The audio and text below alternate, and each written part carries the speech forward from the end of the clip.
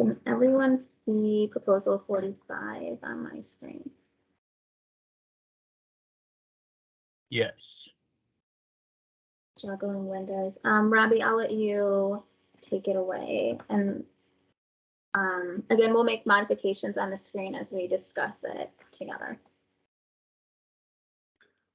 So this proposal is with regards to air leakage testing. So the building and dwelling unit shall be tested, not to exceed 3 air changes and 0.16 CFM per square foot.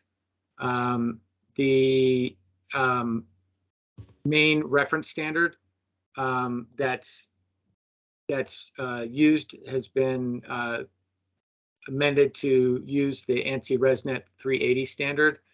And in that standard, it talks about exactly what you need to do during the test. So the explanation of testing really isn't needed there.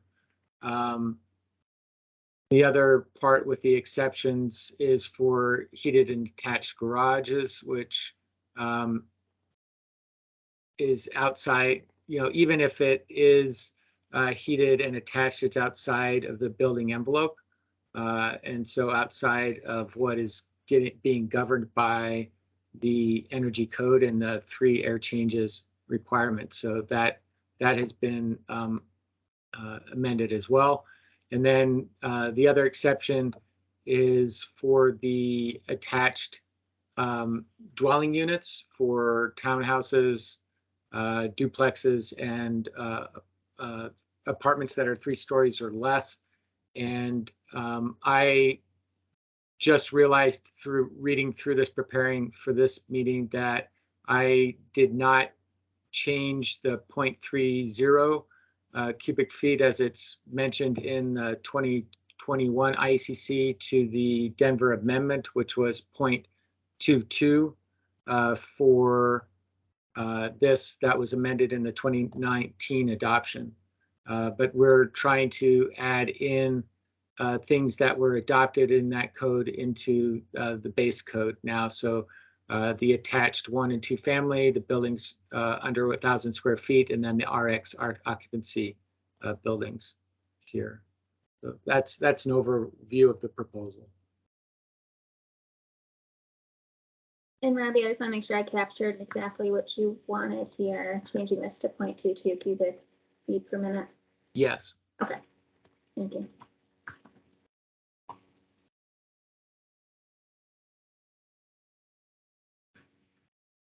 So open floor up for discussion. We did hear this one previously. It was one of our earlier meetings, so this might sound familiar. If there's any questions for Robbie, I'd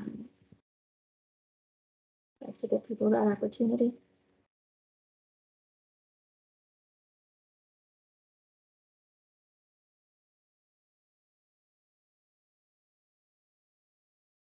Or if there's any other, information you'd like Robbie to re-explain, to get into more detail, I'm sure he'll be happy to.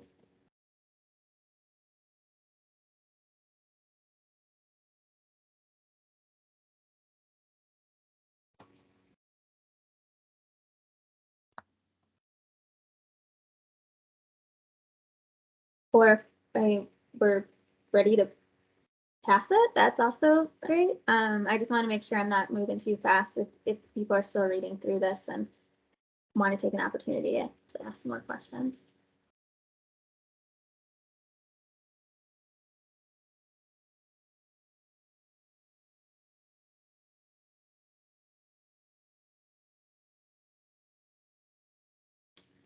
All right, well, I'll ask the question, is anyone opposed to moving this proposal forward? Looks like everyone's in agreement. So we will move this one forward. Oh, I see Eric joined us. So Eric.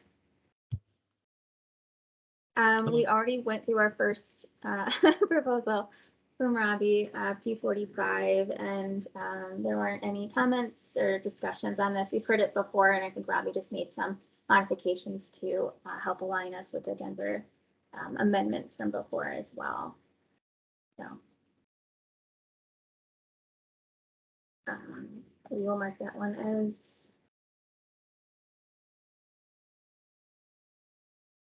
we will then move to P24.4.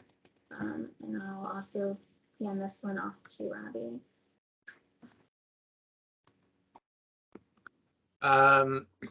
So basement walls is the section number changed here, and it looks like this one in the very top, we need to modify the R402.2.9 to 0.8 instead.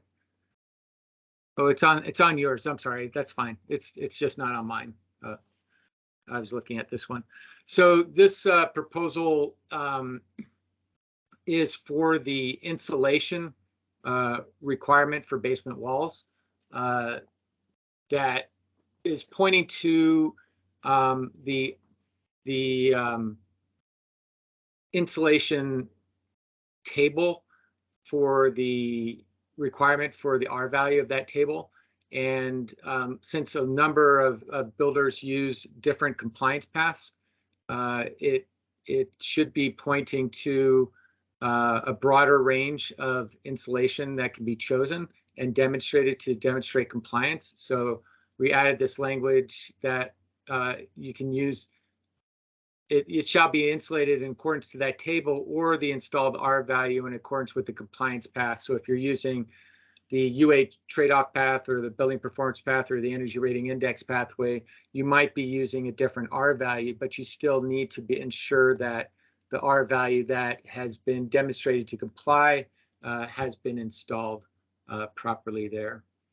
The next section really does a good job of discussing how you insulate an unconditioned basement, and that's the exception there for unconditioned basements.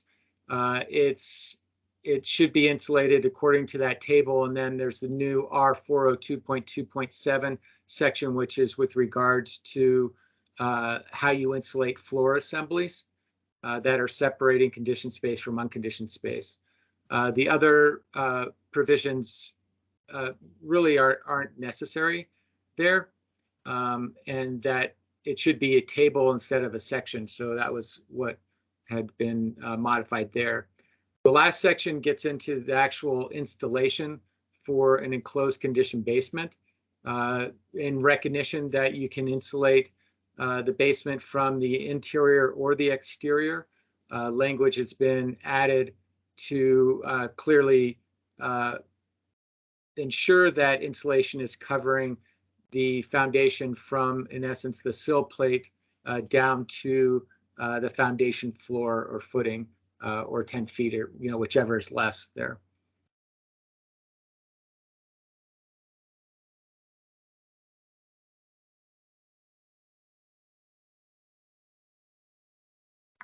Thanks, Robbie. I have a quick question. You said this table, and then did you also say this R402.2.7 is a table instead of a section? Yeah. The 402.2.7 is a section, so that word wasn't crossed out, but the R402.1.3 is a table. Okay, thank you.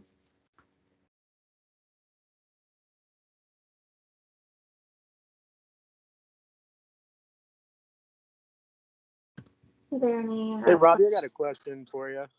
Is there a need to incorporate table 402.4.1.1?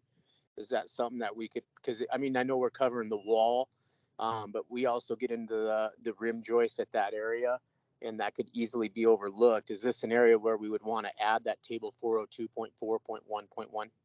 That's the U value table, correct? Yeah, that's correct. Yep. Well, that's yes, insulation and air barrier, if I'm not mistaken. So neither table specifically calls out the rim joist. There is an assumption that the rim joist is part of the wall and the wall R value or U value. but we often see that the rim joist is insulated differently than the above grade wall there, or the foundation itself as well. So it could be added, but I'm not sure it's necessary. Okay, I was just thinking for clarification. I mean, as what area of the structure or the building that we're talking about, and I know that it's pretty crystal clear in that table there. So I don't know if that's something that you would consider.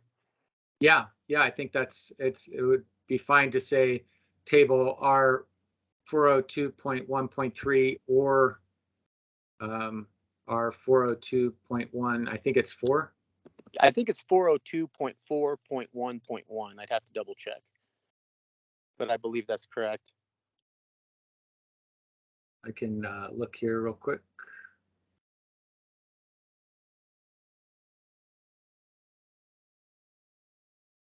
Yes, R 402.1.2 and R 402.1.3. Okay, there you go. Thank you. All right, Robbie, I missed that first one. R 402.2. 2.1.2. Sorry. So it's R 402.1.2. So you have in that extra 2 there.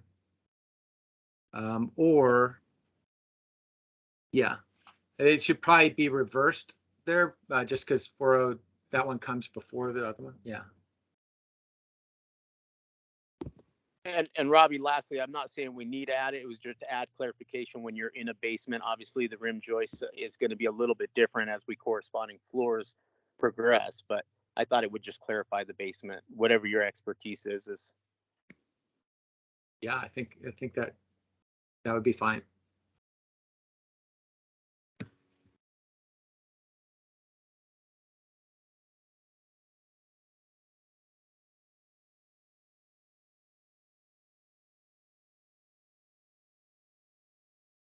Robbie, I'm not sure this is reading the way it needs to.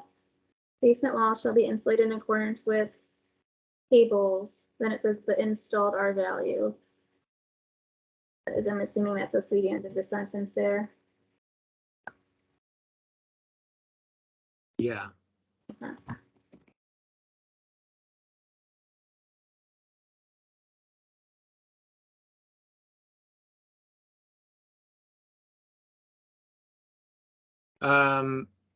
It actually might need to read or the installed R value, because you're saying it shall be insulated to that table, or the installed. Correct. Yeah. Or the R value. Okay.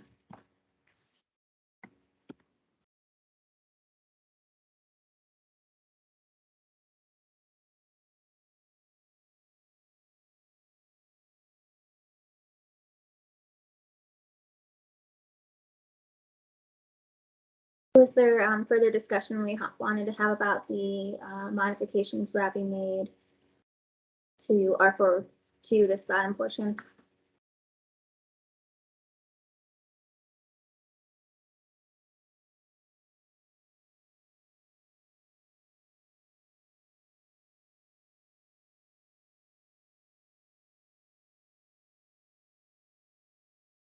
Antonio, do you find this pretty straightforward from your perspective? Yeah, I think it flows. It makes sense, and it covers the area that I was kind of concerned with. Obviously, with the expertise of the experts on the panel, but I think that reads well.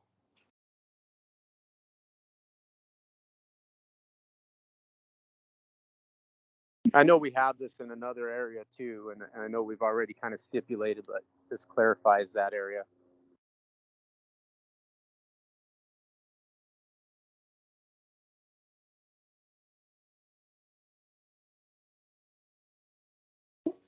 Does anyone else want to have any further discussion, or is anyone opposed to moving this one forward?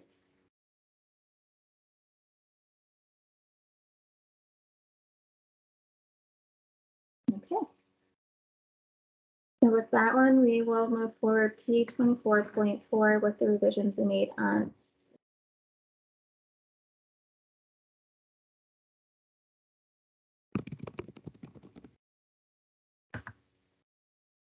And then Robbie, I believe this last one is yours as well. Crawl space wall. Yeah, the crawl space wall is a kind of similar situation to the basement wall, but you're talking about a vented crawl space or a conditioned crawl space. I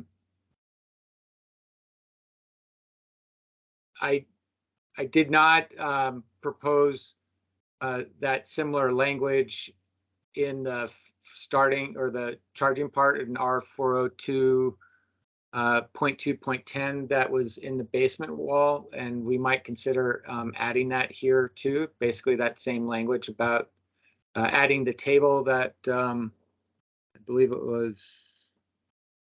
I'm sorry, was it Robert who suggested that, and then adding Antonio, I'm sorry, and then adding that second part there with the or statement there. But the next section, the R402.2.10.1. Wait till you get back.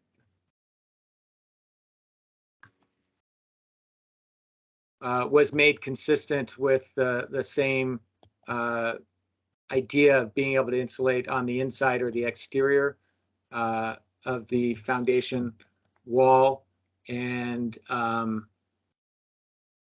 then making it clear that the earth in either vented or unvented crawl spaces needs to have a Class 1 vapor retarder on it, which in the past it's only been a requirement for unvented crawl spaces there. But there's a substantial amount of moisture moving through that dirt and should be it should be covered regardless of if it's vented or unvented.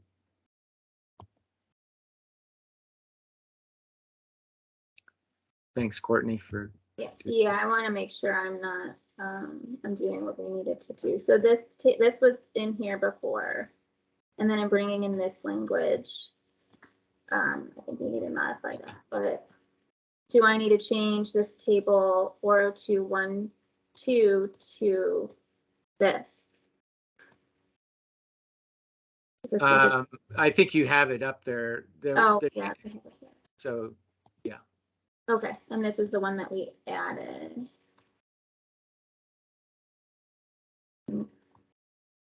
But should I also bring in this?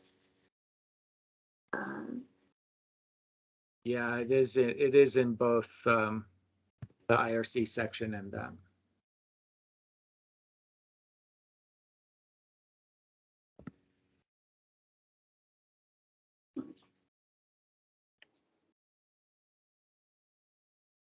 Okay.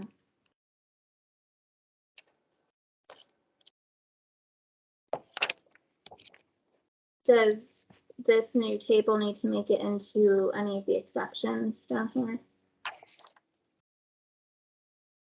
This table.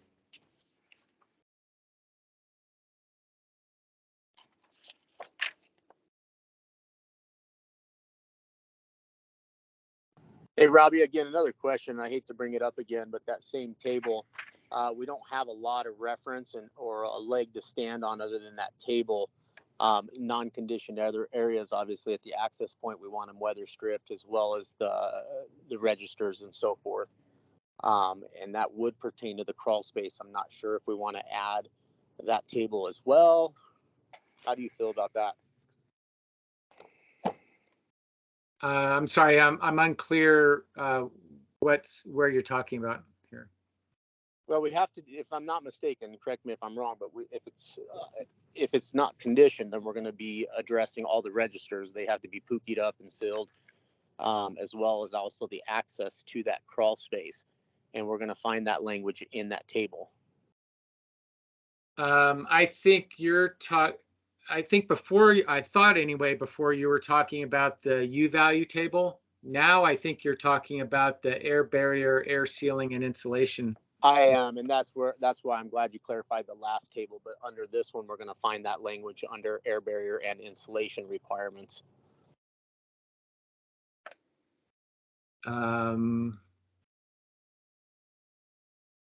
So rim joists are addressed in that table, going back to your last question, and crawl spaces. And I apologize, I don't have my book with me today, so my apologies to the committee as well. Normally I have it right next to me. Crawl spaces are addressed in that NHVAC boots, but I don't think you need to. I don't think you need to reference it here, because that table is the air barrier, air sealing, and insulation installation table is a mandatory requirement in and of itself. So you're not. So it speaks for itself. Yeah, I don't think you need to reference it here. Whereas the U value table we're using it as an option. They can insulate to that U value table or use a different compliance option. Awesome. Thanks for clarifying.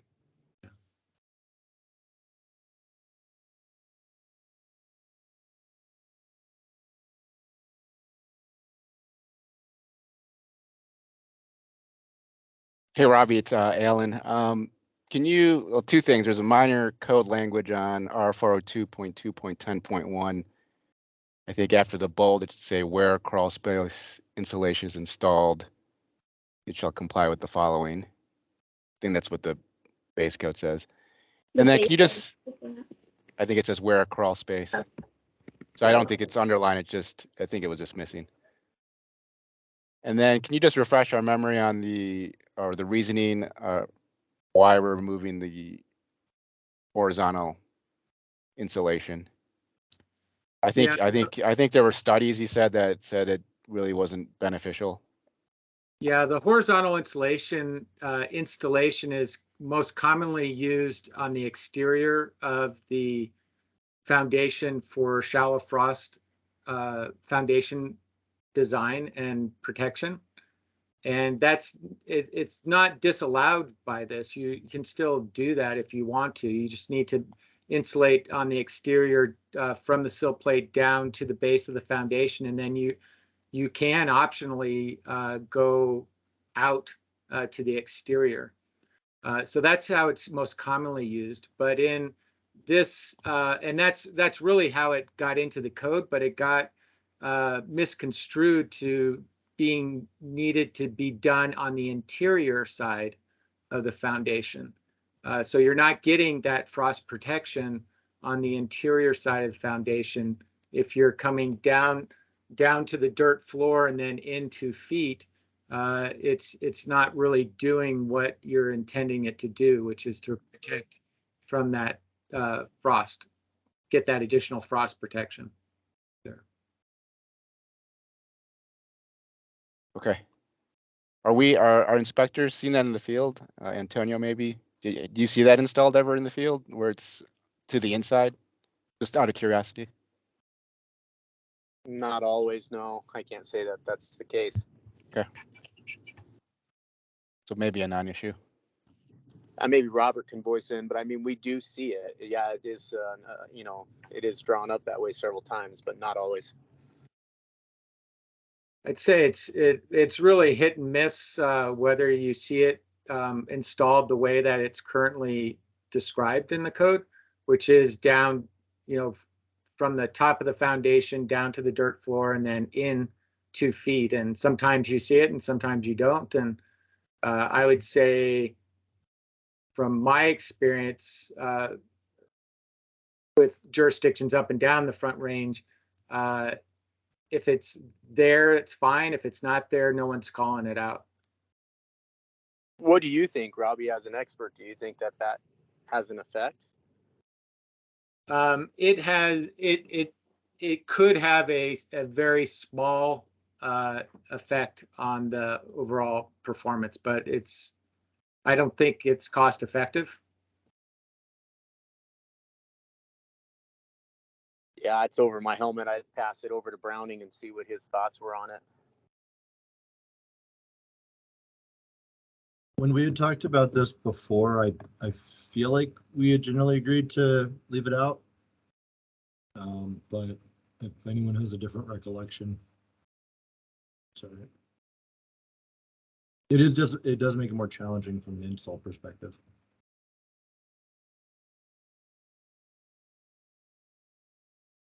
And if we're not seeing the value, then let's not stick insulation in the ground.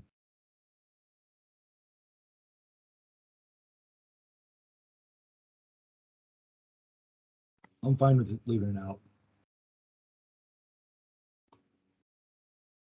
So Eric, we're moving number 2 here. Am I following that conversation tonight? No, not in terms of removing that language, leaving out the horizontal aspect that we were talking about previously. Okay. That it's not in the. It's the strike through. So the question was, are we leaving it? Oh, okay. Are we striking it out? And I think the consensus is that we're okay with striking it out.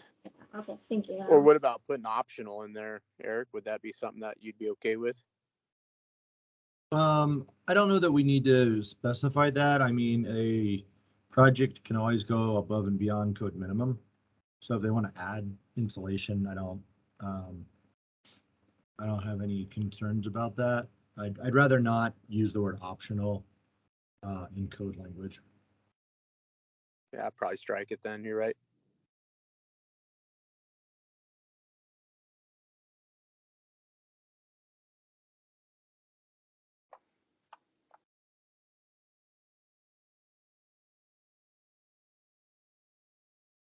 Okay, so how do we all generally feel about this proposal, or do we want to have further discussion on 17?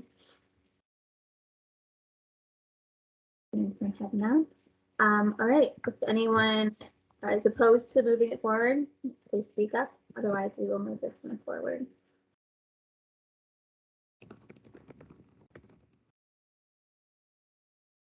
You all. The next one I have on the list, I believe, is John's. I want to check the agenda real quick, make sure I'm not missing anything.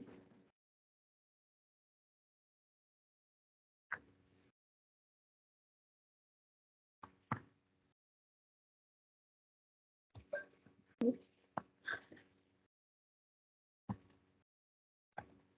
Yes, John, you're up. So I think Robbie, we're good. If you want to jump off, I'll send a follow-up email to you and Erica. So thank you. Thanks, everyone. Thanks, Robbie. Thanks, Robbie. Okay, should I proceed, Courtney? Yeah, go ahead. Thank you. Okay, great. Yeah, I'll give a very brief recap of this one for those that, there's a lot of proposals out here.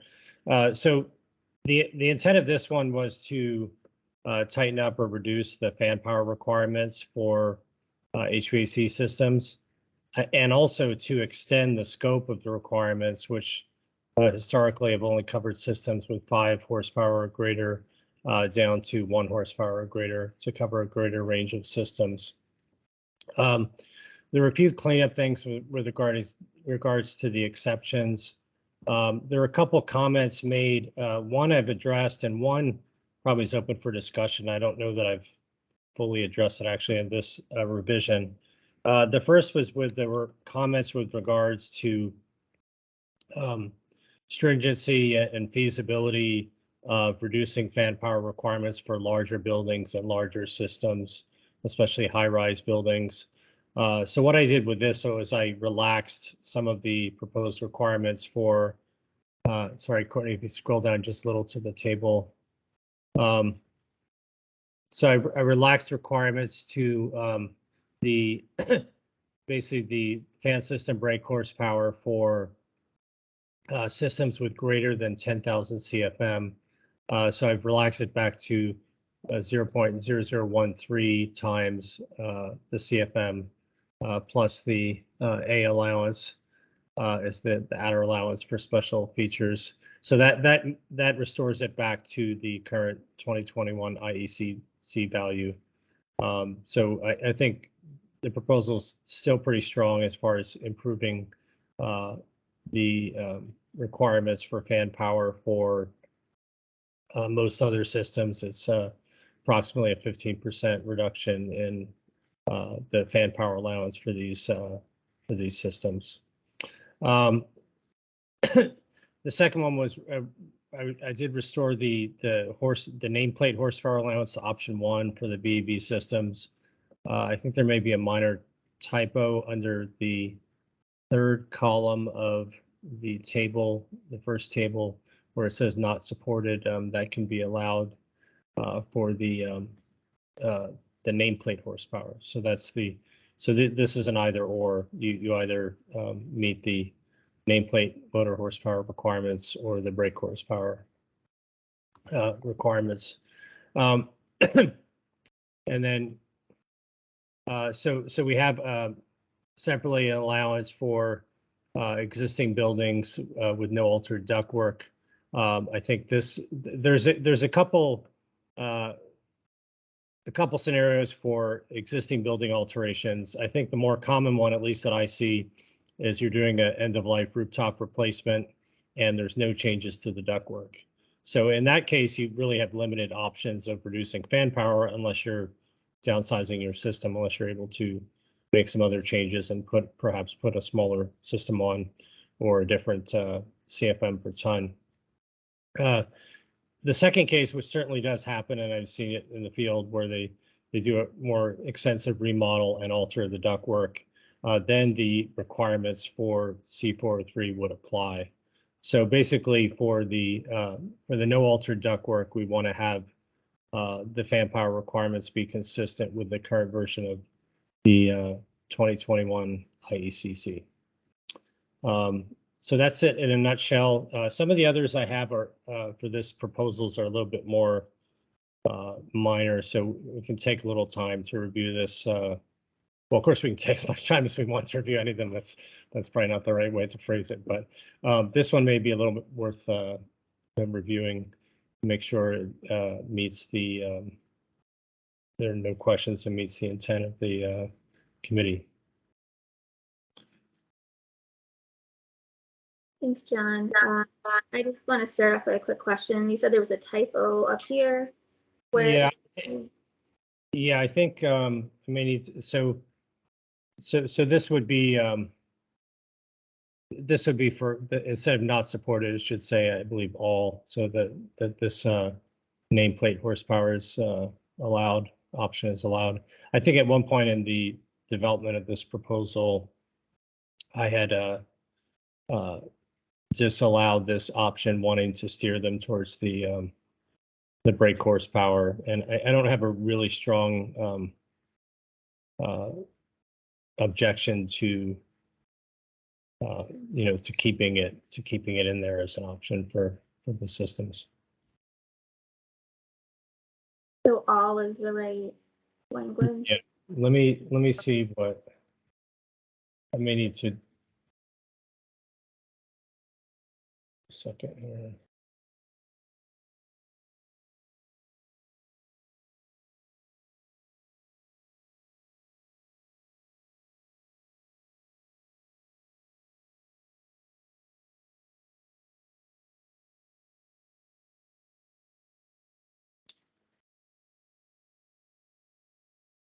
Yeah, Courtney, let me look this up real quick, and meanwhile, I'd like to take the opportunity to field any other questions while I confirm that change.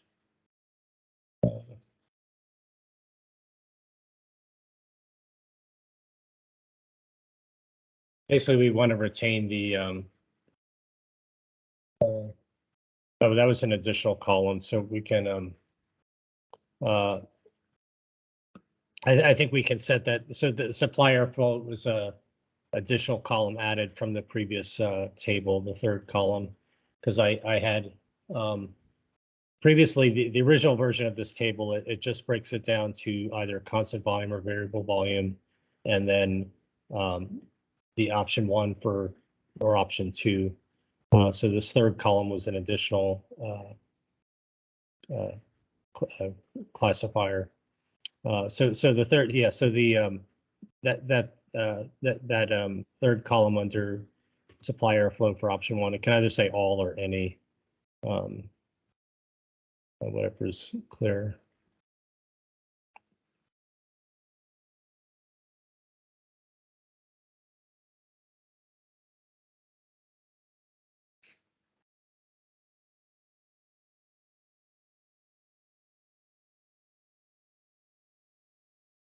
Chuck, I might call you up to ask what you think about this proposal.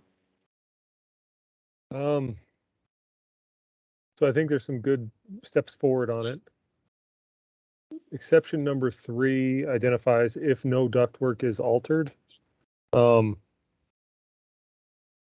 Is there any threshold where there can be a small modification to the ductwork? I mean, because a lot of times equipment gets replaced as part of a TI, so maybe the main isn't replaced, but some of the diffusers get relocated, et cetera, and ductwork gets altered. And so I just think this all or nothing in number 3 is a challenge, but I don't know how to define it either, because so I Yeah, yeah, excuse me. That's a good question. Maybe there can be language allowing certain branch ductwork to be changed, that as long as it doesn't serve more than some fraction of the total system airflow. I'm not quite sure how to couch that also.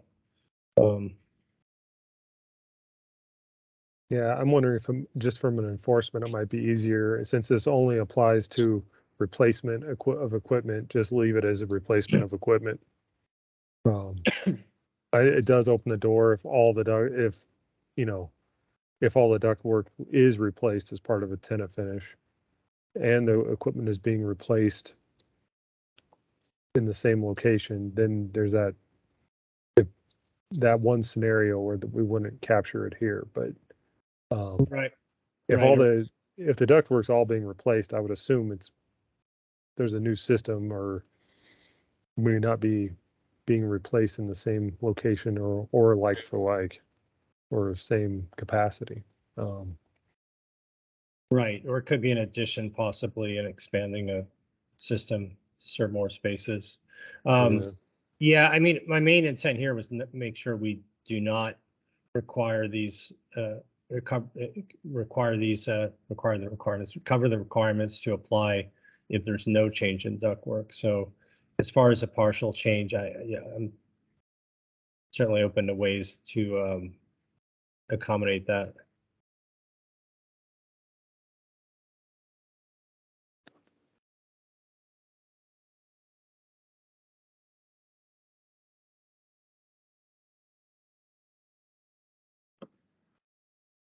Hey, everybody, it's Elizabeth. Sorry, I joined a little late. This would be a mandatory requirement. So I just want to remind everybody, as soon as you make something mandatory in the code, we're removing the target then for C406, for C407. We have to update ComCheck, and it also removes the rebate potential from Excel. So while I don't think that the requirements are particularly onerous, if you keep this in as an option and leave it as, a C406 or C407 option, you can keep the rebates and you remove some of the complications of making something mandatory.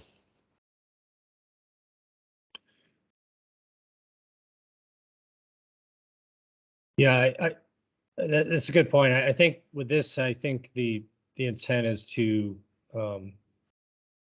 move towards, good design practices, and it doesn't really require use of newer technologies or less commonly used systems, as it does to instill good design practices for systems. So that would be, one way I would differentiate it from other types of other types of measures where we're really trying to incentivize, design practices which are may require new system choices or technologies.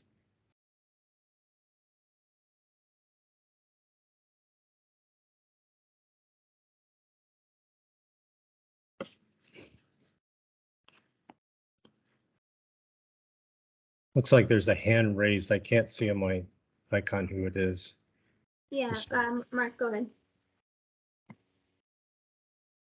Oh, that's me. Sorry, was having some control issues there. So yeah, I just wanted to state that I think that this is indeed doing what it's trying to do, which is pushing us, the designers, to meet this. I would ask, from the Denver side of things, is how enforceable will this be? You just discussed, a partial renovation and, versus no effect on the ductwork. That'll be interesting, but that is also, as you discussed, the challenge to us designers. I'd say it's not onerous, but it's a challenge. This is, I've talked about the larger buildings that I'm involved with compared to some of the smaller equipment size stuff. This is indeed where it gets tough on a large building with large air handlers trying to meet the horsepower requirements. Okay, that is where we'll have to change some standard practices. Fan horsepower is absolutely the parasitic loss that we should be working on. So there, I just wanted to state that the concept is great. Let's make sure that it's going to be enforceable is my biggest question. And on that subject, enforceable and readable, that table's a little clunky with, not supported. Not sure what that, I think I know what you mean, but I mean, I think the table's a little clunky and can be more readable perhaps. Yeah, so certainly I'm aware of other or my own jurisdiction ways in which code has gotten quite complex, so not in favor of making it unnecessarily so. The option 2, it may be a little bit hard to read the way it's formatted, but there's basically 3 brake horsepower levels based on the system airflow. So, and then what I've done with the larger ones greater than 10,000 CFM, so that's what is at 25 tons or so. I've relaxed the requirements so that there's no change. So, so for the smaller systems, I've bumped down the or lowered the allowance for fan power for those systems below 10,000 CFM. So less than 2,000 and between 2,000 and 10,000. And, given where the industry is moving towards, at least historically, looking back 10, 20 years, the variable speed drives are much more common on small systems down to 5 tons.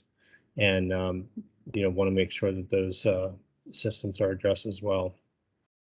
As far as the enforceability, yeah, I guess my bias a little bit is maybe not biased, but my focus is sometimes a little bit more heavy on new construction. So certainly for existing buildings, if there's alterations, we want to make sure that the requirements aren't too onerous.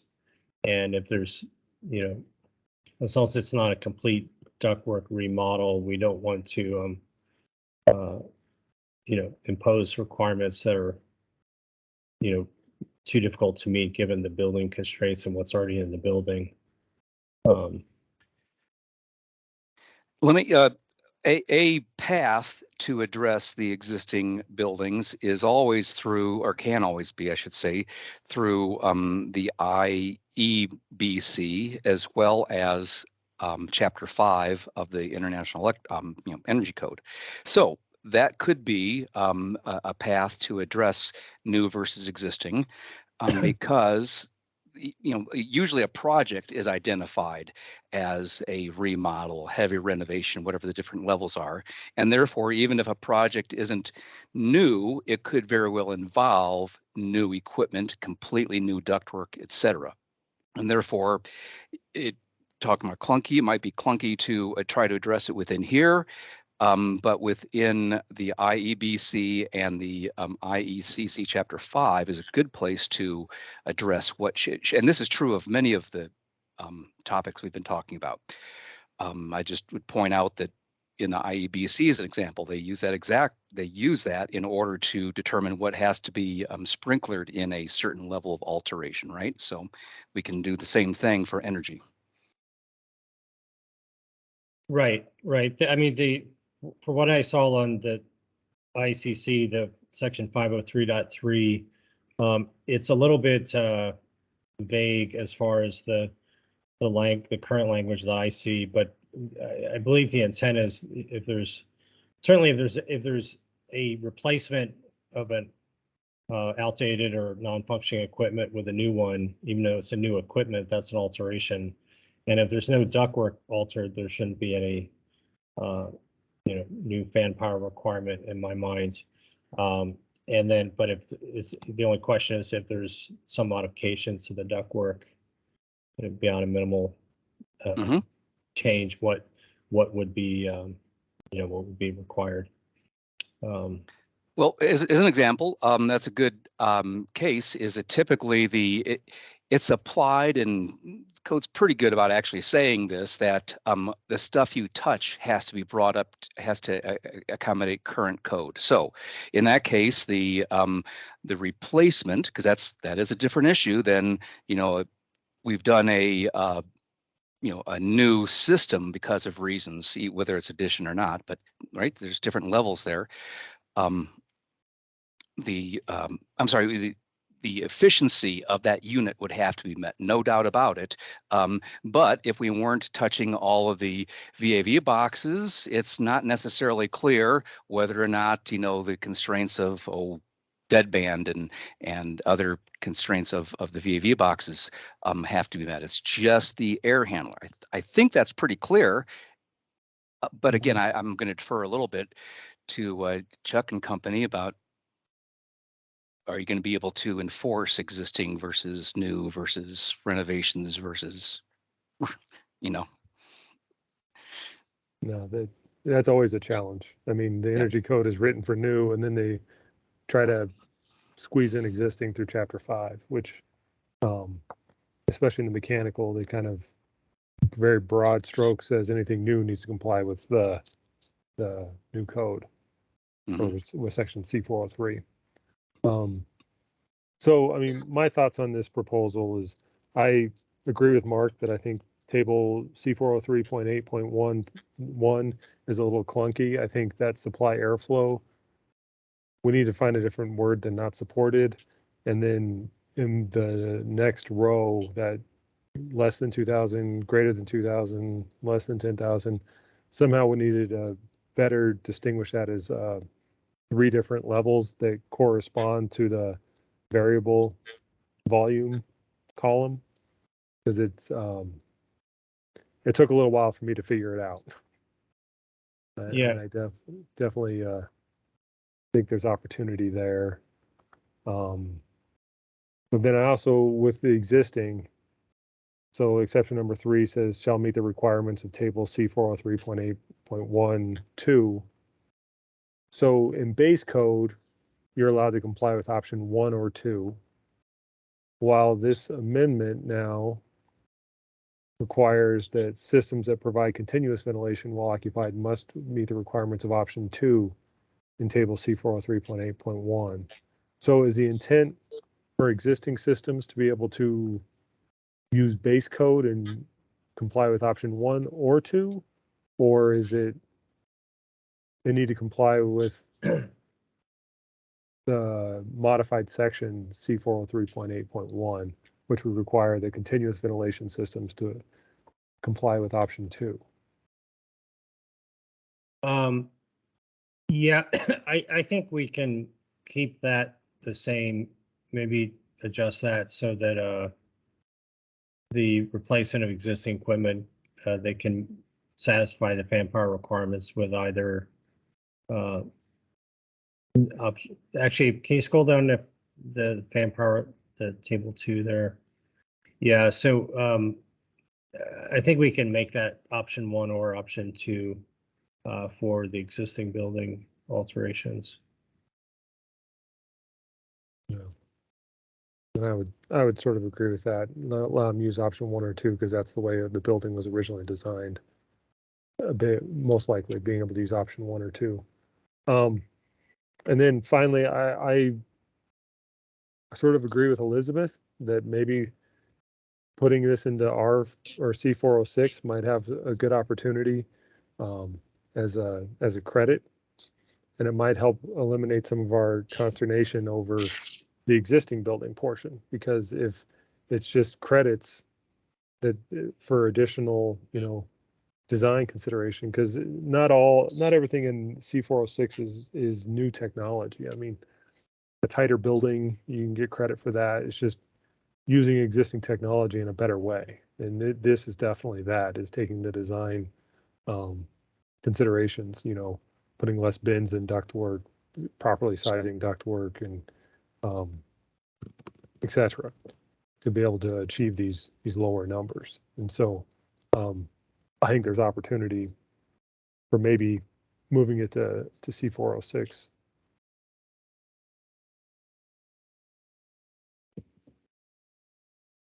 I think that's a similar conversation to our, I want to say the next proposal for the lighting power densities, where that would be also incorporated into C406 to some extent.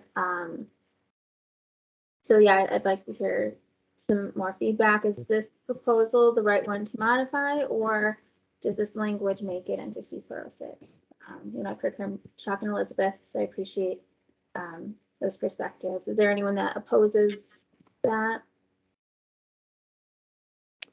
Well, I just want to add one other thing is, like Mark mentioned, these larger buildings with the larger built-up systems are, it's going to take a little bit more effort on the design team to meet this and possibly change some, standard of practice, which I think is good. We're moving the needle. With that said, there's a limited representation of mechanical engineers in this group.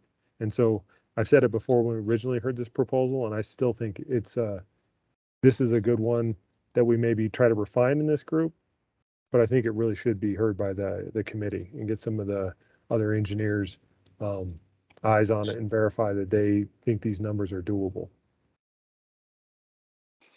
I think that's actually an excellent point. I believe they are, but here's the challenge we'd have to really do is put this into some existing building designs or whatever and see what we could have done differently. I guess conceptually, you're asking about it, where should this go? Conceptually, I like the idea of pushing the base code, making the base code require higher level of fan efficiency. And in addition to that, a credit in C406 for beating this minimum by a number. And again, that's where we need to bet that and find out what the impact is. But I will state that anything that we do on parasitic losses of fan energy is exactly what we're trying to accomplish. It doesn't do anything to heat or cool a building, it just gets it there. Yeah, and as far as feasibility, I will say with one caveat that, California as another jurisdiction implemented something. It's actually, I didn't work on it. It's very complicated, the way they've phrased things, but it's a little bit more stringent than this. Now, California certainly has, with the exception of Tahoe, has less extreme temperatures, so you're going to have fan energy as a, relatively speaking, a little bit bigger deal. But a proposal similar to this was reviewed and vetted as far as that process with stakeholders and industry stakeholders and feedback. So so we want it to be strong without, this isn't meant to be like super optimal design, having to do extreme things to meet this. We're trying to just and you know, frankly, because of building design, some projects may have a very easy time meeting this, and other projects may have a pretty hard time just from the way the building's designed and the layout of the ductwork and whatnot. So, but wanted to try to move this advance this measure as a, you know, as a required feature. I'm certainly, I don't have a strong, I guess I would have a slight preference maybe to keeping it as far as an improvement in the base code, but I don't have a strong preference if it's moved towards C406. But I'm also not the one doing the work to implement this. So for the energy credits approach. And I'll just remind everybody again, if you put it in C406 rather than making it mandatory, Excel can rebate the improvements, which I think just helps everybody. I like to give away Excel's money. Excel likes to give away their money. If you make it mandatory, you take that away. Hey, John, in your substantiation of this proposal, you mentioned that ASHRAE 90.1 is considering this. Have you heard any updates on that, whether or not ASHRAE 90.1 has moved into adopting this, or what? I have not heard yet. They're looking at making some updates to the fan power, but unfortunately I don't have an update on this at this time as far as ASHRAE movement.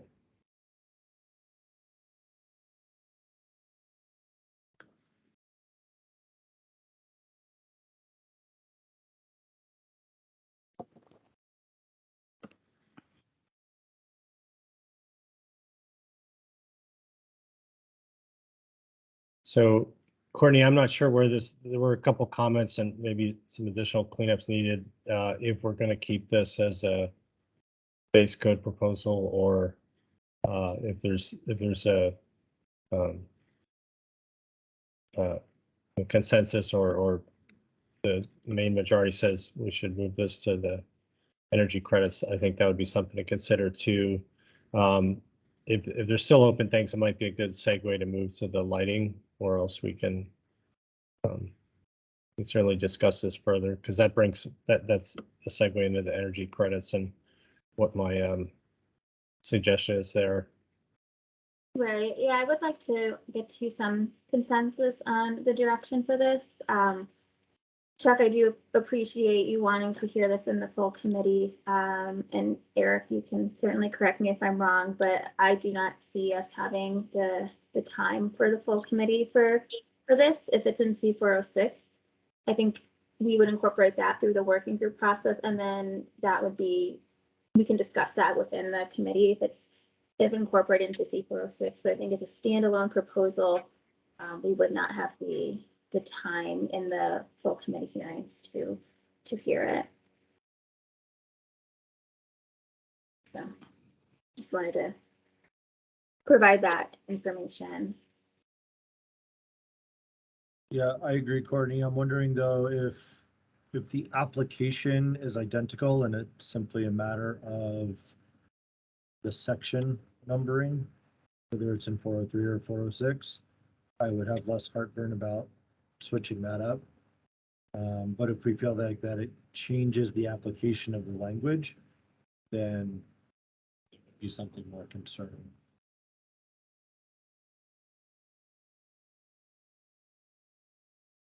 To me, it seems like it only changes the location of the requirement, but I'd ask John or anybody else to speak up if I'm misinterpreting that.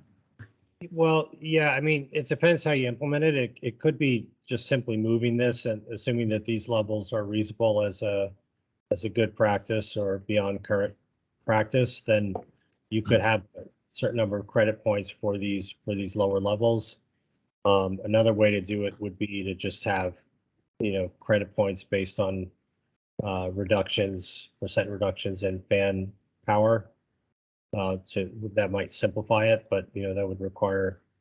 Well, I guess either way might require some modeling on Sean's end or whoever's doing this to determine the appropriate credit levels.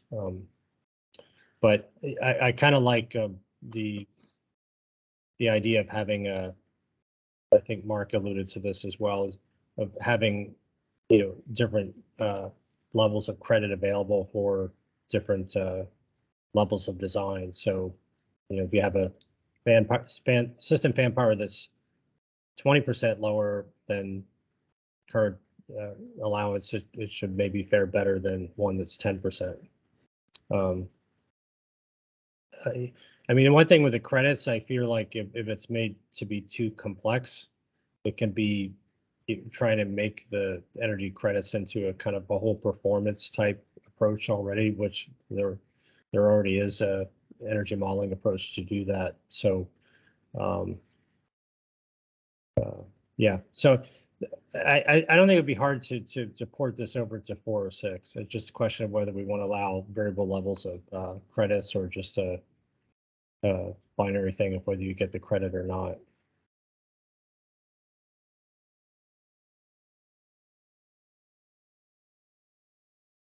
Yeah, so I mean, if it is a matter of getting the credit or not, then I would support shifting it over to 406. And I don't think that that's it's not a fundamental change in the application. It provides a third-party opportunity from a perspective, so I would be fine with that. It would just be a matter of ensuring that the renumbering is correct.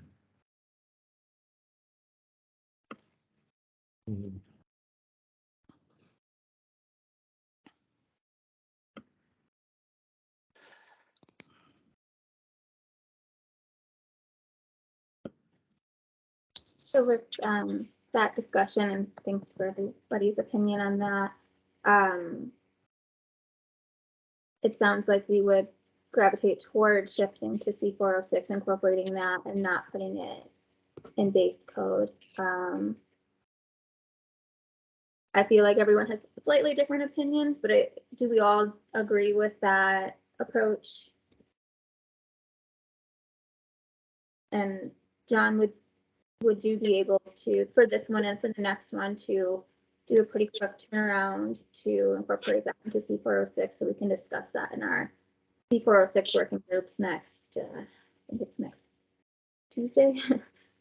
Because we would want this vetted before getting to the large code committee so that we're not spending an hour talking about each single credit in C406, that we've come to a consensus prior to that. Yeah, I believe so. Yeah, I don't think because we've been reviewing C406 also pretty closely to understand how its mechanics of how it works and everything. So yeah, just let me know give me a date when you need the revision and I'll make sure I get it to you. Okay, thank you. So can I ask a general question about C406 and applicability and enforcement? So currently we have the additional efficiency packages, and I think in ComCheck, you just select the additional efficiency packages, and there's very little verification within ComCheck to verify that those additional efficiency packages are met. It's up to the reviewers to verify that in the design documents.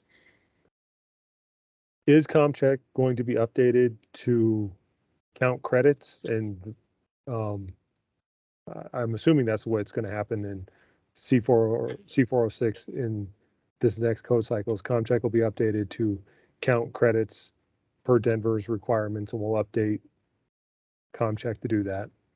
And then the verification piece will be a little different, because if this was mandatory, we would have mechanical ComCheck updated to verify these values, and the designers would have to enter these values to verify that they're in compliance. But if it's just a credit, I'm not sure ComCheck would need to be updated or would be updated to actually verify these numbers. And it would be up to the designers to document compliance with this section throughout. And I just don't know enough to I can chime that in there a little bit, Chuck, since we get to do the fun that is ComCheck. Right now, when we use the 2019 Denver Building Code to to document prescriptive compliance through ComCheck, and we choose the efficiency packages like 30% better lighting or enhanced envelope or whatever, it does change the baseline and it does automatically confirm compliance with those items. So I think you're correct that ComCheck would have to be updated with each one of these C406 credits in the case where it is encompassed within the scope of ComCheck. So like fan power would be a thing, heating and cooling efficiency would be a thing, lighting, yes, envelope, yes. I think the only one that we have to document separately right now is solar, because that's not a part of ComCheck. I can't think if there's anything else under the current code, but yeah, I would assume that that would be a part of it. So it should make review for you all pretty straightforward and automatic. Thank you very much, Elizabeth. I appreciate that perspective.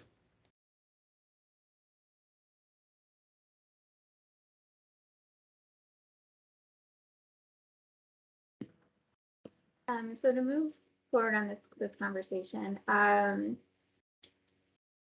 does anyone oppose shifting this proposal into C406, incorporating to C406 and not having it in the base code? Just to confirm. I think we're all pretty good on that one. So John, again, we can touch base on that, but I just wanted to reconfirm that and wrap up this this proposal or this conversation on this part of the proposal. So in a similar proposal, we will focus on lighting power densities, and I will hand that over to John as well, and then he can help explain how this would be incorporated into C406. Okay, so this was well, big change from the previous one. So previously we had recommended lowering the lighting power allowances as part of the base code by, and it varied by space type, but it was about 10% to align with ASHRAE 189.1. And then there was a slight adjustment to the green code to make sure that the adjusted that the requirements based on that adjusted lighting power were not too stringent. The feedback we got from the last round, the workshop, I can't remember the number, but was that that there was a preference to keep this in the energy credits rather than as a requirement. So whereas before we had a couple long tables with lighting power density or allowance requirements by space type, those are no longer applicable, and basically this would become part of the C406 lighting credits.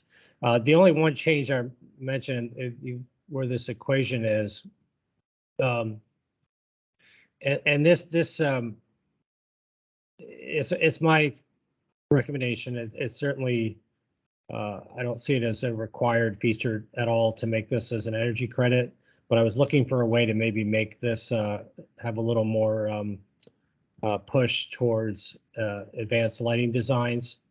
And the idea here, currently there's a minimum 10% threshold reduction below the lighting power allowances to receive any credits at all for the energy credits for reduced lighting power.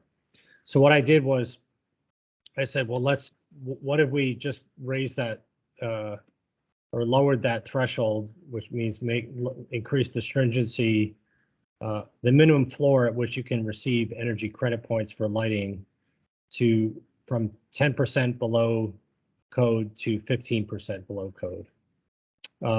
So what I did was I just tweaked the formula in that equation 4.13.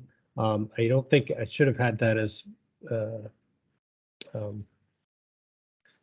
underline for a new adjusted equation, but it's the exact same format, but the coefficient there, which I've added a description because it looks a little cryptic, maybe the 1/0.15, that just adjusts the credit relative to a 15% reduction in the lighting power allowance for the building. So you say, well, why 15? What's wrong with the 10%? Why 15%? My thought is that this just gives an extra incentive for designers to really have high performance lighting designs to achieve lower lighting levels and not, you know, if you allowed any reductions at all, then they're, you know, for 5 or 10% reduction in lighting power, which is certainly could be a good design. You're giving credits for small improvements rather than pushing towards a big improvement. And the other thought of this is simply the relative permanence that this measure would have relative to other types of measures, lighting in comparison to HVAC and building envelope. HVAC systems have a equipment life of at least the main equipment of 15 to 20 years. Envelopes components are much longer than that typically.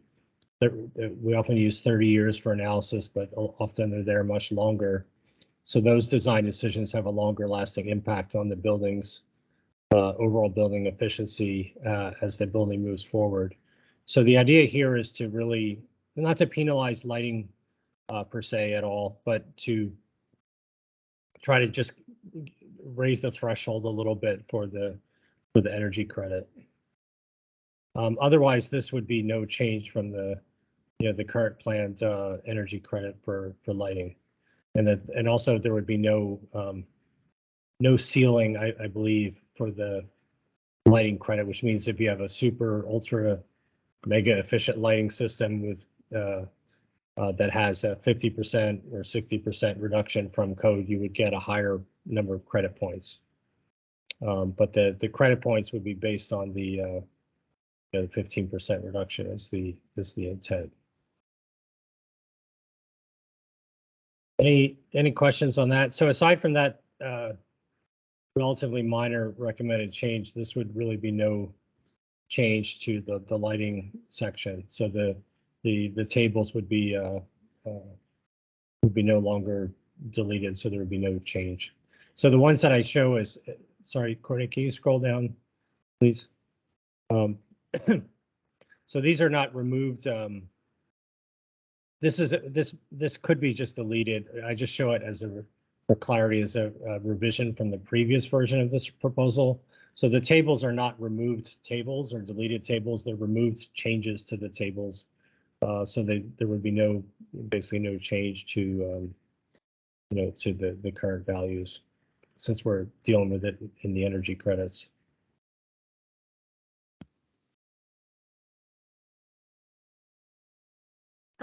Thank you, John. There's something I wanted to maybe touch on. You said there was no cap to the credits, and I'm wondering if the group feels like there should be, you know, if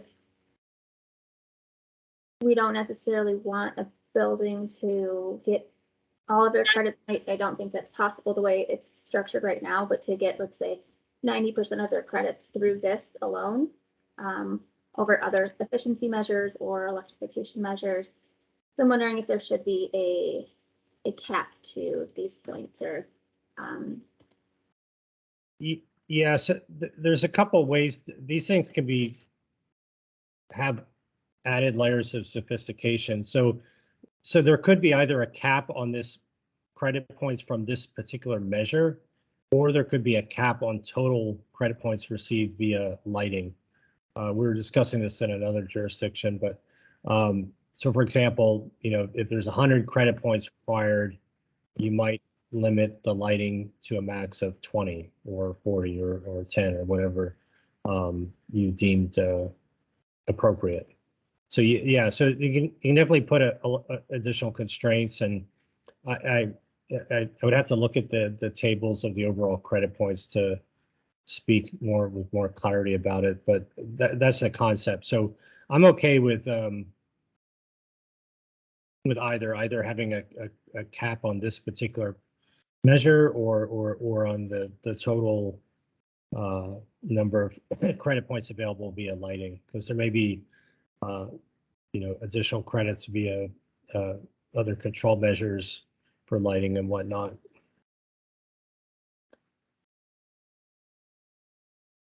So, John, just a question on the philosophy behind the scaling here.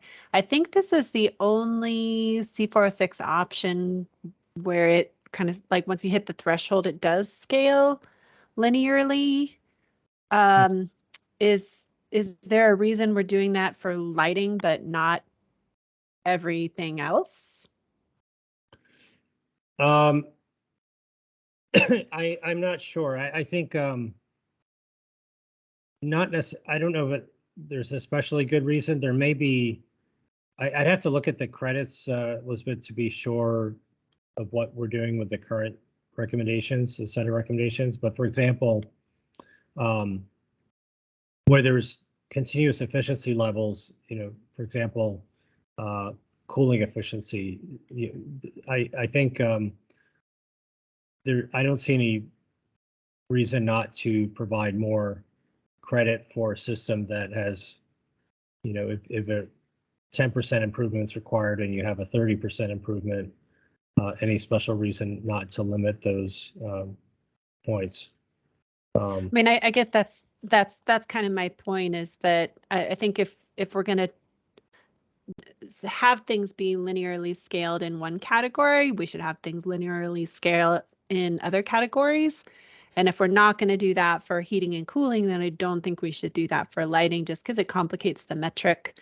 But then C406 is supposed to be simple, like check the box kind of compliance. So I would lean more towards having just, 2 thresholds or 3 thresholds, whether it's, 10%, 20%, 30%, where you can still reward people for going a little higher. But the linearly scaled thing kind of, like I look at this and I'm like, oh, I don't know what my lighting power density target should be. Where if I look at C406 and someone, the energy person says, all right, you need to hit, 20% reduction because I need 7 points or whatever it is. That's much easier to plan for rather than the linearly scaling thing. So I would kind of lean towards just making real simple step thresholds just to align with everything else. But to maybe expand it, if we want to reward somebody for hitting 30%, let's add that as a threshold. And that then in effect does cap the points, to Courtney's suggestion, where, no, it's going to be unlikely that somebody doing C406 is going to get more than 30% lighting power density reduction. So that's probably a reasonable threshold, right? But let's still reward that.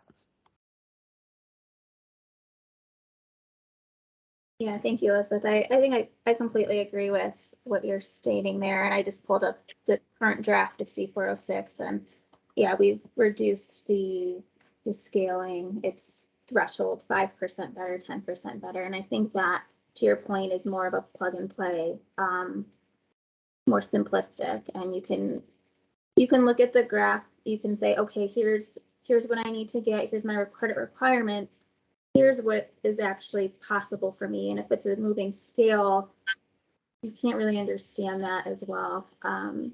If you can just kind of keep going up.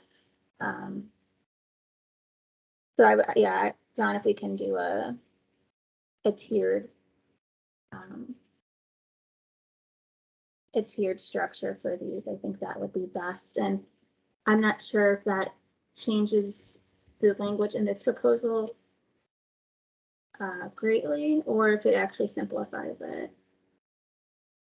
Well, I think probably yes and yes. I mean, it's probably easier to have tiers than a scaling for the points. I don't have the overall map of the credits and where the targets are for the number of points. I would just want to make sure that there are enough options where we're not setting such a high target that effectively they need 80 to 90% of these credits just to meet the credit points, because then they're no longer really options, they're almost required, right? If your target is, if you don't have enough options to meet meet the target. Yeah, and I think that's where the calibration comes into play. But like, I think just here, we need to decide if that's the right structure so that we can calibrate that, because we're not going to be able to figure that out altogether right now. We'll need to do some background work. Yeah. So I guess some of these were structured as kind of tiered efficiency levels, which certainly we could do with the lighting as well. My understanding was for high efficiency cooling and heating, I thought we had proposals in that allowed for the higher efficiency that you can get points. There's like an equation you can use, so it is a linear. Yeah. So we did. This is the original one. We do have that proposal as an equation. So it's a scaling based on So if you get let me look at this. If we get a group B, if you get 4 points for 10% cooling efficiency improvement, then at 20% cooling efficiency improvement, you would get 8. And then as long as you have no cap, as a 30% cooling efficiency improvement, you get 12. So it's just a way to, it's a way to scale those up. I guess it gets a little bit, messier looking than a checkbox approach, but I don't see it as a huge order of magnitude leap in complexity, but I can see a benefit of a tier. One minor disadvantage of a tier is you always get those people saying, well, I have a 8% cooling efficiency improvement. Can I get something better than a 5%? And and they want that extra little interpolated benefit versus that a tiered approach wouldn't give you. So yeah, I don't know. This might get into might benefit from discussing this with Sean and his opinions on implementation.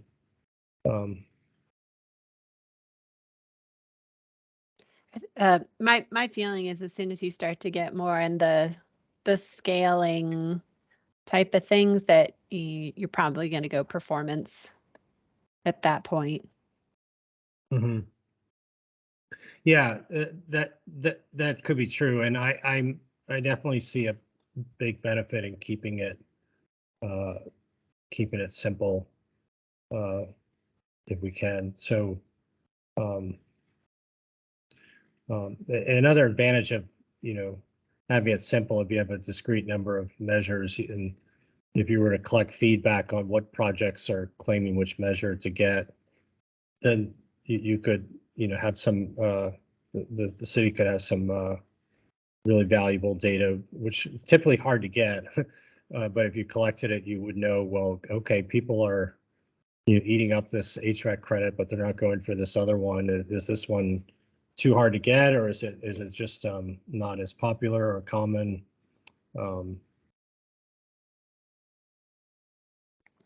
Yeah, I lean towards keeping C406 simple with just, tiered thresholds. I like having layers of thresholds, I guess, because that does, as you say, reward somebody for going to 10% versus 5%. But that, becomes a threshold to hit. The folks who are using C406 probably don't have somebody doing these calcs, so keeping it real simple and visual like this, I think, just helps plan.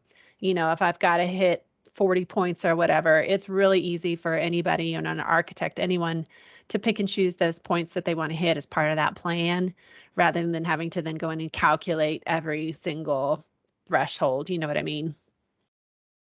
Mm-hmm. It's real easy to then to put in a performance spec. My RTU has to be 10% better than baseline. It's easy. It becomes easy to bid. All that stuff. So I feel like we are all on the same page. I'll ask, I guess, the question of, does anyone disagree with moving this into C406, having it as a tiered structure? We're not deciding exactly how, we're not approving that right now. This is just being incorporated into another proposal that needs to be vetted and then eventually voted on by the code committees. Does anyone disagree with that approach?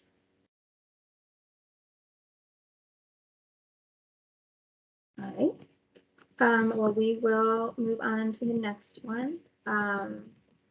I'm sorry, I did want to, one comment on the scaling of that and the 80, if whether or not one item would make 80 to 90% of a goal. Do consider that one of the points of C406 is trying to disincentivize non-all electric buildings. So actually, I would state that maybe it's a good thing that a simple check off box gets you 80 to 90% if you're an all electric building. That's what we want to have happen. We want people to do all electric. Let's make it easy. It can be hard. You need to get a lot more points than lighting in order to do a non all electric building. So Great. Thank you, Mike.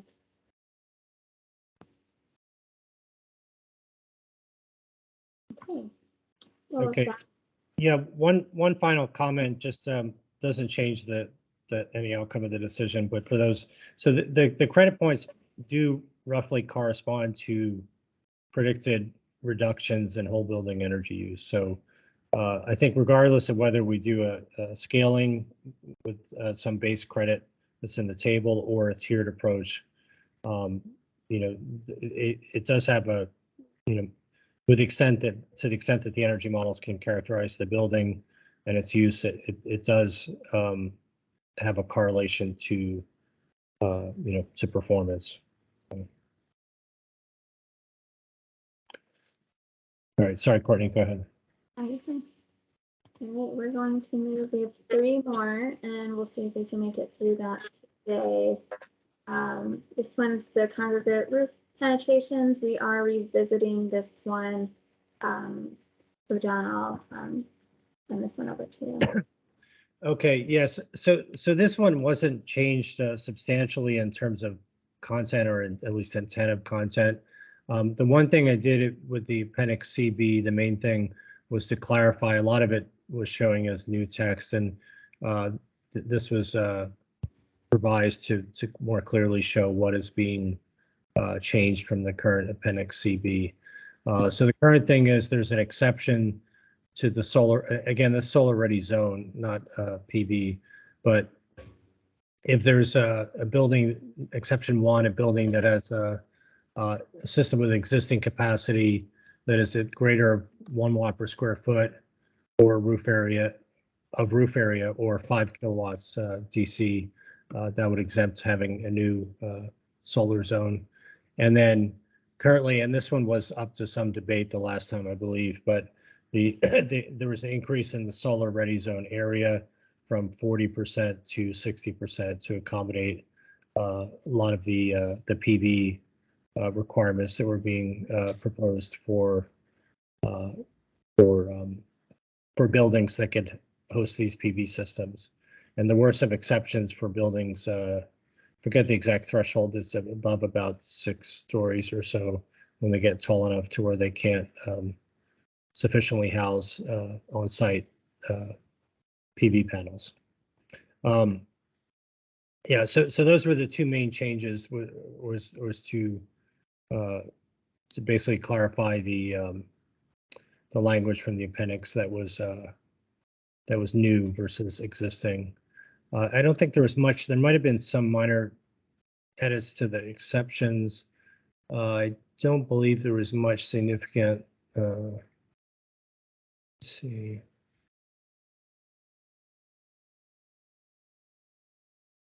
Yeah, we certainly can review that as well, but I think that was the main thing, was to clean up this reference to section CB in the current 2021 IECC to illustrate or clarify what is new versus existing code language.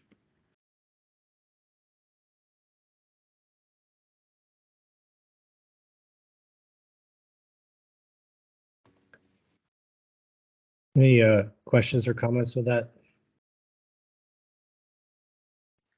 This is Mark Rodriguez from Sunrun. It's a quick Yes.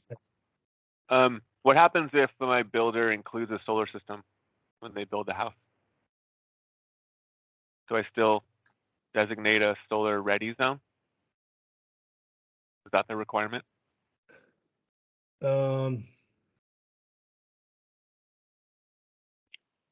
Is this an exception right here? Building with a permanently installed on-site renewable.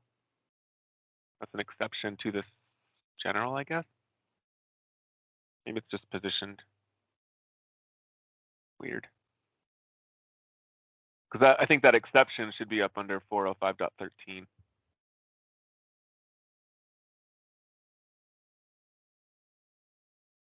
Maybe I'm wrong.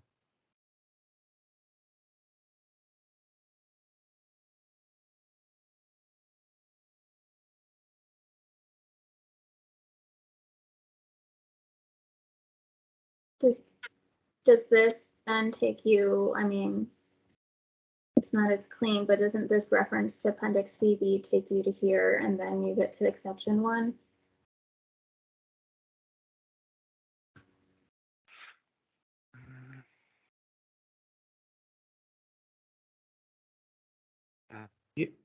Yeah, maybe maybe it would be clearer to have it in C4 5.13.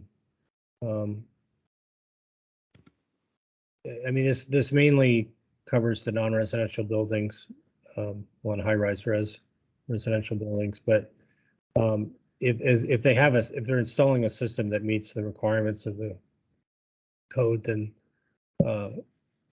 that should, I believe, exempt the solar access area.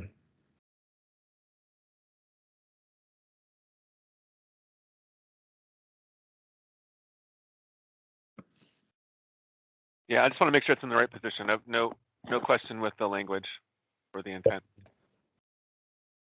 It is a little confusing that we've got exceptions that seem to apply to both, but have them sort of scattered in different parts. Maybe we just put them all here in section CB rather than having some in 405.13. I'm also a little confused about the language for this exception 1. If it's non-residential and high-rise residential with 6 or more stories in grade, is that intended to read as all buildings with 6 or more stories above grade? Or do you mean to say non-residential buildings? Yes. I'm a little confused so by the phrasing there. I may be misapplying the use of high-rise residential. I may be borrowing it from our jurisdiction, but so basically, yeah, buildings with 6 or more stories above grade would be exempted from the solar access requirement. So would we just remove the non-residential and high-rise residential words as being kind of redundant? Like, and this is a question, not a statement. Like, is this the intent here? Is that all buildings with 6 or more stories above grade are exempt from this? Yes.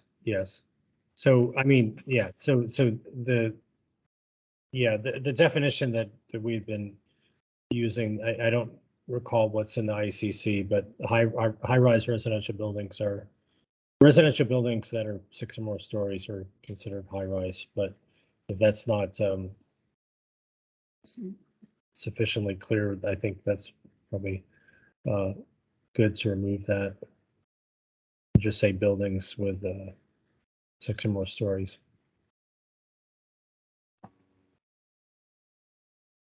Because it also would apply to any mixed-use buildings that might have residential and office or retail combined.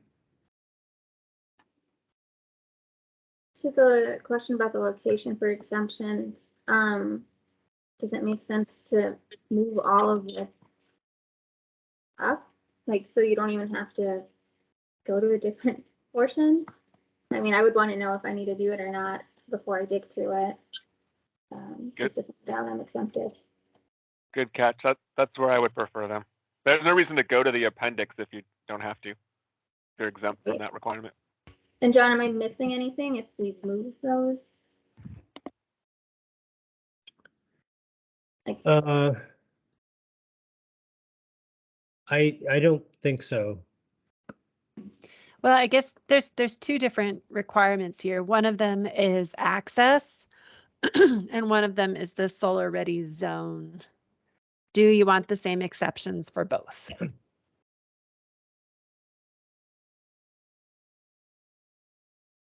For example, this comes up a lot when we're trying to find or trying to define that solar ready zone. There are projects under the current code right now that can't achieve 40% of the roof area because of, you know, architectural whatever. Buildings with sloped roofs have a lot of problem hitting that 40%. Would you still want the solar access for those buildings? And would you want that building to achieve less than 60%? Or is this an all or nothing kind of thing? So I think before we just blatantly apply the exceptions equally, do you still want that solar access for buildings that maybe can't hit the 60%? And do you want those buildings to just do the best they can? Does that make sense? Does my question make sense? Yeah, thank you, Elizabeth. That's a good question.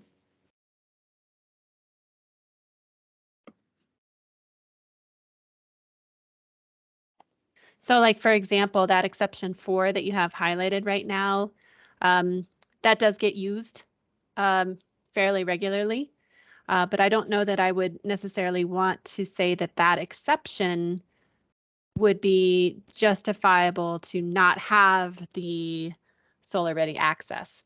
So 60% is going to be not achievable for a lot of buildings, but they can probably still hit 30%. So do you want that project to hit 30%, and do you want that project to still have the solar access? I think you do.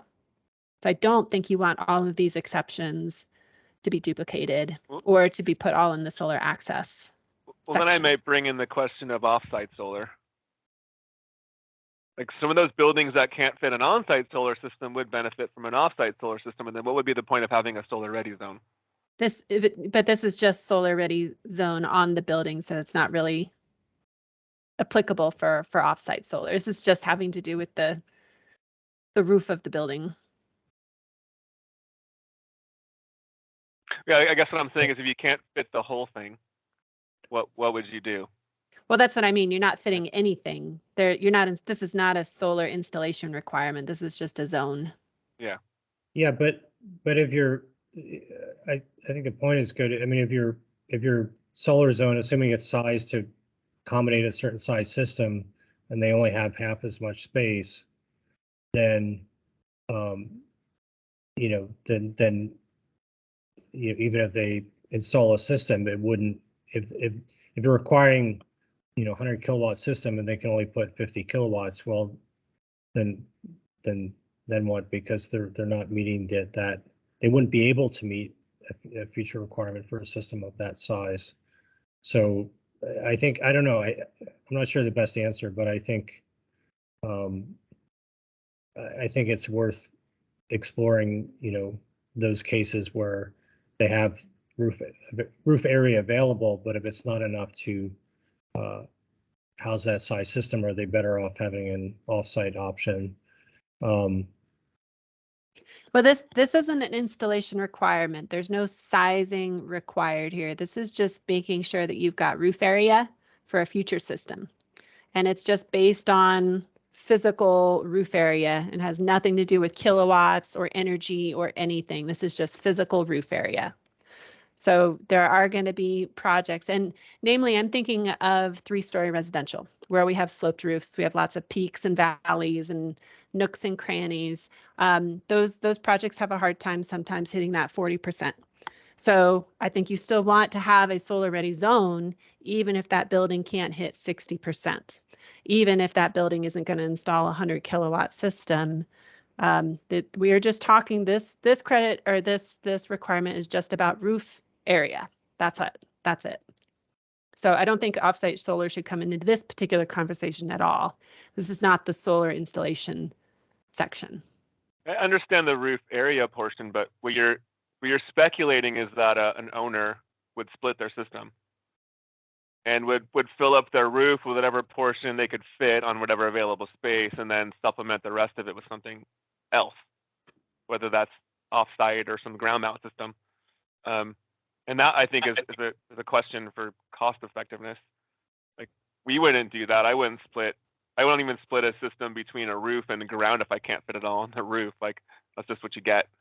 So I feel like in those cases, if you couldn't fit the whole thing and do the offset, like you'd probably be looking for some other location to put your system. Doesn't mean it's completely offsite. It might be parking lot mounted, but I don't know if you're going to designate a piece of roof to put a portion of a system to do a portion of offset. Does that make sense? It's not financially viable. Since solar's working on very low margins, right? No, So, well, we see lots of solar arrays that take up much less than 60% of a roof area. So, even if it's 20% of the roof area, we see that a bunch. So I think that's still a worthwhile effort to reserve 20% of a roof area if that's the best the project can do. Elizabeth, I think I see what you're trying to establish is we want to get something, and it's just space, right? And maybe technology in the future will provide for just little patches to be economically viable. So let's go with that for a moment. And I'm wondering if all on the same context of this, all these exceptions ought to be in one place. If the definition for the exceptions for the solar ready zone includes some of the things you're talking about. Now, for instance, do we want to exclude some of the architecture that you're referring to? It's not right now. Just pretty copper roofs are not one of the things that are allowed to restrict the amount of area right now. It's more or less required stuff.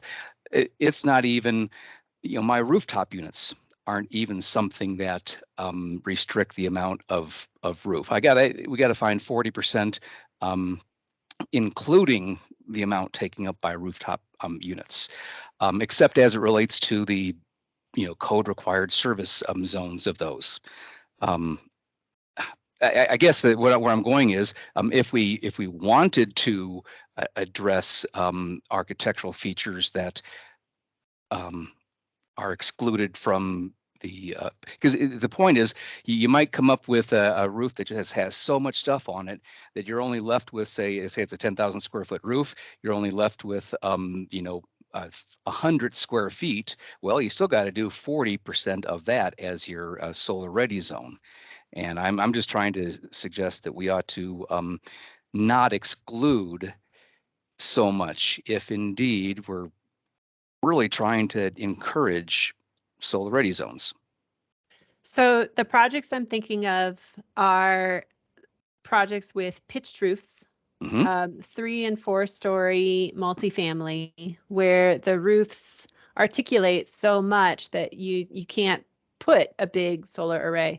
And those and you may also have bathtubs for condensing units, et cetera, et cetera. There are projects right now that can't hit the 40%. So I can tell you for sure there will be projects that won't hit the 60%. I think even if that project can only get 20 or 30% of their roof area, it's still worth requiring as much as they can do, the best that they can do. So I don't think that, I would like to put some language into this exception 4 that clarifies that this is not like an all or nothing exception where like if the project can't hit 60%, it doesn't mean that they don't have to do it. Do you know what I mean? Do the best that they can based on the building. Well, I guess that's the thing is there's nothing in here that says that a sloped roof is a restriction on, it's excluded from what you got to calculate to come up with 40 or 60, whatever percentage. An answer would be, it sucks to, design a building with sloped roofs, and or you're going to see solar on sloped roofs. It's going to be put on the face of a sloped roof, and we're not even. That's not even what we're doing. We're just saying that that's where you draw your dashed line for solar ready. That's all I'm saying. Right, and I'm not saying you don't put it on the sloped roof. It's the peaks and the valleys of the roof interrupt the potential to put more than maybe a few panels on the roof. Like they're physical limitations, and you might just have to trust me on this. I know I understand exactly what you're saying, and why. Well, there's 2 different issues. One is solar. Okay, so add an exclusion to some sort of physically impossible. I'm not exactly sure how to do that, but as an example of what you were talking about is the pitches and valleys and the tubs, bathtubs for condensed units. Very familiar with all that. That might very well just show up in the exception number 2, right? Or there's a couple exceptions about shading, right? And therefore, that's where you would exclude that. That's not even eligible for your roof area. You only have to find 40% of the areas that are not shaded, are not in valleys, and are not in bathtubs. So the number has changed from 40% to 60%. And what I'm saying is that if the project can't hit 60%, I want the language to reflect, do the best you can. Okay. Just because you can't hit 60% doesn't mean you don't have to do this. Does that make sense? Yeah, well, Yeah. I got a Yeah. question too when someone gets a chance. Yeah, sure, Anthony. but Well, I'm just kind of concerned with the number again. We're going 40, we're going 60. Can't we put that in the design professionals' hands and let them make the call? Yes, you have to have these zones. And we put it back on the design professional to determine, since he's qualified to do that. well, it depends what the goals are. I mean, at some point, the solar zone could become for some projects so small that it wouldn't make sense to put PV on. Certainly, there are some cases represented that maybe it wouldn't make sense to have a higher solar zone. I think the 60% was thought primarily for commercial buildings and high-rise buildings, which are going to be predominantly flat roofs. They may have some equipment on them, may have parapet walls, but should still have sufficient area. But I think it becomes more a question for the city of the priority. I mean, if a project, if a project can only make 30% of roof area as a solar zone, is that okay? Does that shift the onus to get on-site solar, or do you simply say that the project should require 30% or 60% or whatever it is, and if they have to change? But you're absolutely right, because if you don't, otherwise it's like Elizabeth is saying, what if there's a cupola up there, or, the valley, or there's a lot of things to determine in there. So again, you guys know best with the percentages, but is there a way to put that back on the design professional would be my question. I And mean, I think that's where like number 4 comes into play a little bit too. It does go back to the design professional, but if you're asking the design professional to give you what they want, like you're just gonna get the minimum, like I don't want to make it too optional. Otherwise we're not going to, we'll just get the minimum of what we're asking. Well, this is a minimum code though, right? That's usually the purpose of code is to set the minimum requirements, right? Right, but we're trying to do better than minimum. We're trying to move forward too. Otherwise, well, I mean, all the proposals we're going through, we're just trying to do better. Yeah, one I'm thing not I'm an expert on the noticing- number. Yeah, Go ahead, I'm sorry. The one thing I'm noticing about this conversation, and to Elizabeth's point, moving the exceptions from CB 103 to 405.13 doesn't really change anything from access. What you're talking about is number 4 here. The number 4 exception has to stay. And if it's here, you don't get the solar ready zone because you've made that exception already. So I think number 4 needs to be moved under CB 103.3. Elizabeth, if you want something to get a minimum percentage of something, right? It has to be an exception to CB 103.3.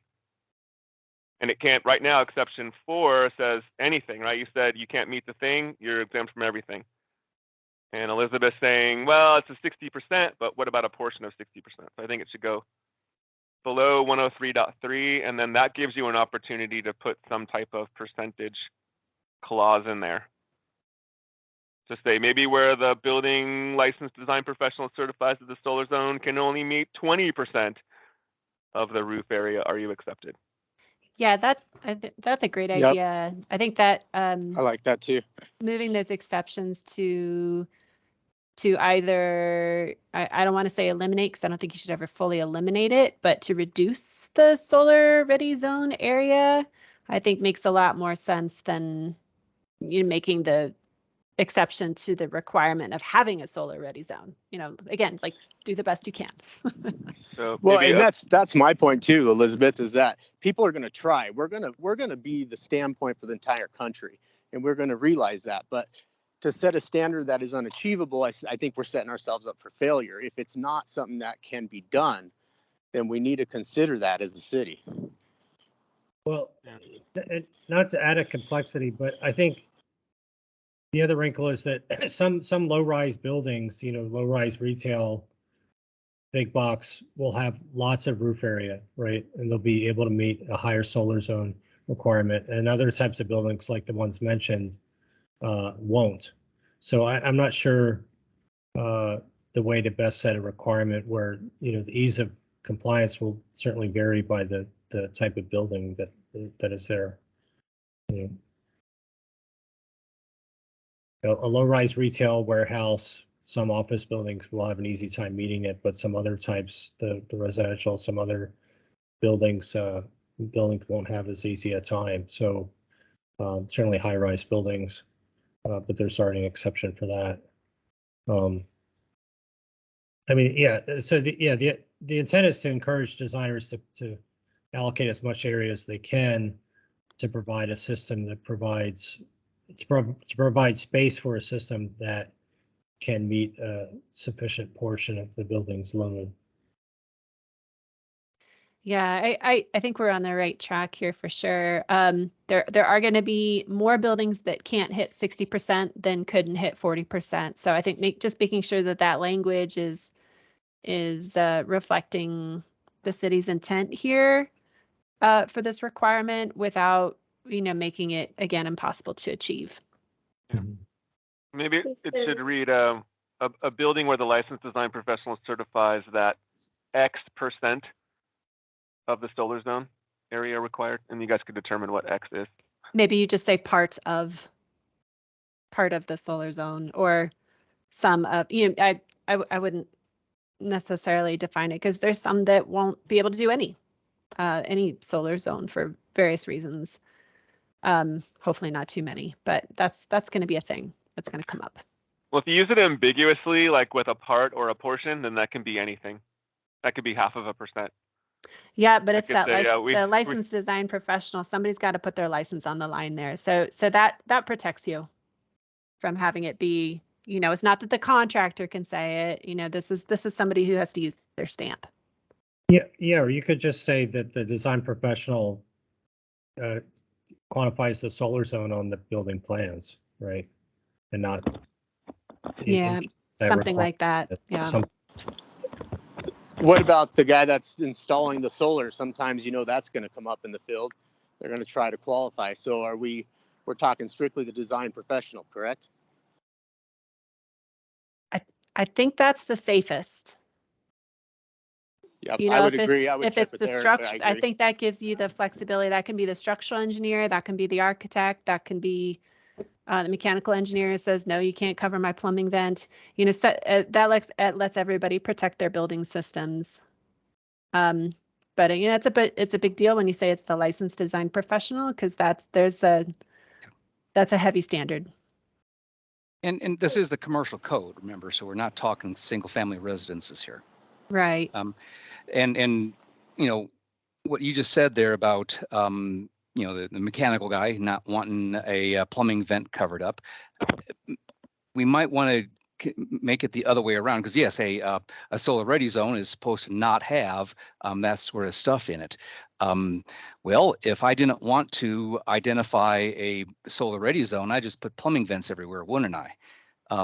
So I think that the goal would be to require 40% of the roof area, except, or whatever the number is, with these exclusions. In other words, rooftop units. Now, just be careful though, because what do you want to have happen? Do you want me and want the design team to always provide a reasonable amount of solar ready zones, or do I get to game it by putting a bunch of stuff that says, haha, that's no longer a solar ready zone? So. Oh yeah, I think it's got to pass the sniff test, and that might be up to the city to help enforce. Yeah. You do have But you guys kind of do 103.4. already, Yep, you have 103.4, the next section down, obstruction. right? Chuck, I want to give you a chance, and we're getting close on time, so I'd love to get to a conclusion here. No, just mentioning the plumbing vent termination. The 2021 IPC has been updated to allow plumbing vents to be covered by a solar panel in section 903.1.3. So I don't know how that affects the plumbing vents that are prohibited here, but would be allowed by the IPC to be covered with a solar panel.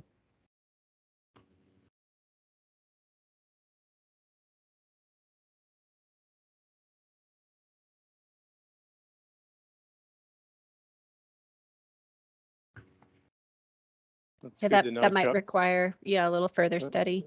Yeah, the crickets from everyone there, Chuck. Way to go. Yeah, that's great to hear, though. I mean, Yeah, I mean, the Let's, idea is get you those to just align, cover right? it and you just cover it, and so the opening will be protected, but you just need to make sure there's enough vent space between the pipe and the What's the panel that you end up- clearance? Depends on the size of the vent pipe. I'll have to. I think that needs a little more research. Good find. Yeah, So thank you. 903.1.3.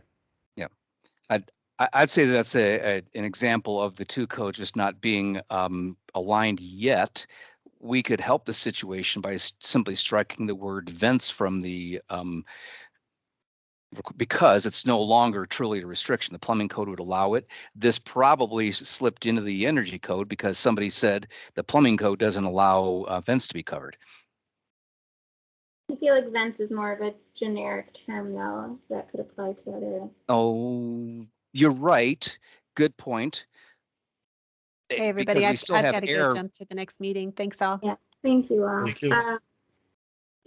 Are we good with where this is at? Have John make some modifications? Is this a portion of appropriate for the code? We had a really lively discussion that I appreciated. I'm just trying to wrap this one. I feel like the term "a portion of" leaves open for interpretation. It's ambiguous. I honestly preferred like that if they're going to the trouble to figure out the planning zone that that it's indicated on the plans that they indicate what that solar zone is, whether it's 10% or 20% or something else. Because it's not that hard to determine, but there's a lot of factors that go into it. There's vents, rooftop equipment, building self-shading, and it's not that trivial to determine. So trouble to determine it. Just Well, it'd make it easier to work together. That's for sure when we're seeing it in the field. yeah. Okay. So thank you all for your time. I understand it's 1 o'clock. Sounds like we're all in agreement with moving this forward, and John can look at this language for the fence and make sure we're aligning with the plumbing code. Yeah, Courtney, could you just real quickly just mention the ones we didn't get to? And I'd like to offer people the opportunity to email me if they have Right. questions. 62 and 4B. They're the Yeah. last two proposals in the agenda, and that'll look invite. So thank you all. I appreciate your time. I know we all probably have to. Yeah. Thank you for your feedback, everyone. Yeah, good meeting, guys. This was a Appreciate it. good meeting for sure. Thank you, everyone. Thank you.